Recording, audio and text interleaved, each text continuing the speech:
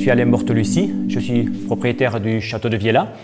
C'est un domaine familial. Mon grand-père avait acheté ça les années 30, ce bâtiment et cette propriété. C'est un immigrant italien. Il est arrivé les années 30 donc avec la valise. Ça a été sa première acquisition après avoir été métayer quelque temps.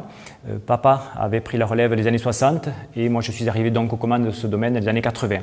C'était un domaine polyculture et j'ai bien vu à l'époque que dans cette région très aride, les cultures n'allaient pas nous tirer l'épingle, donc j'ai axé le domaine sur la viticulture pratiquement à 100%.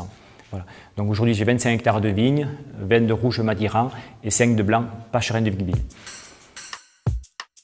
Après avoir planté toutes mes vignes, je me suis évertué à faire des vins qualitatifs.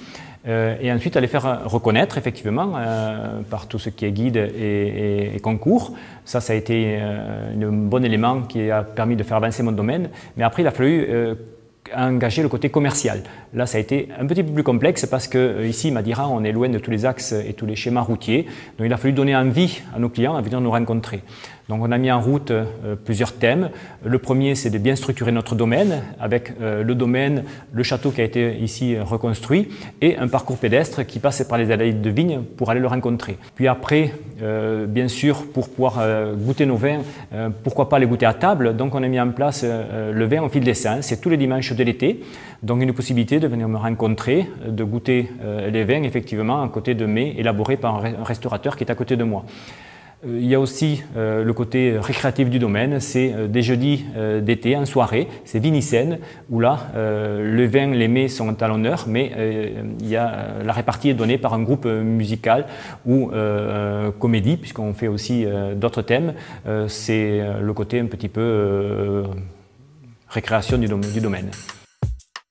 Donc après avoir structuré mon domaine, il a fallu que je trouve des collaborateurs pour m'appuyer sur les branches essentielles du domaine, c'est-à-dire le travail des vignes avec un responsable culture, avec un onologue au niveau du chai et une collaboratrice pour le côté administratif.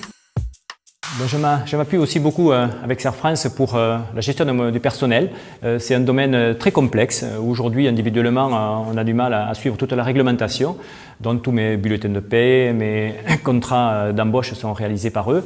Mais là où j'étais effectivement surpris, c'est qu'aussi au niveau des aides, il y a des explications, des aménagements qui sont amenés par eux que je n'attendais pas. J'ai un ouvrier qui est proche de la retraite et donc je sais très bien que le contrat de génération me permet d'embaucher quelqu'un pour son remplacement, ou prévoir son remplacement.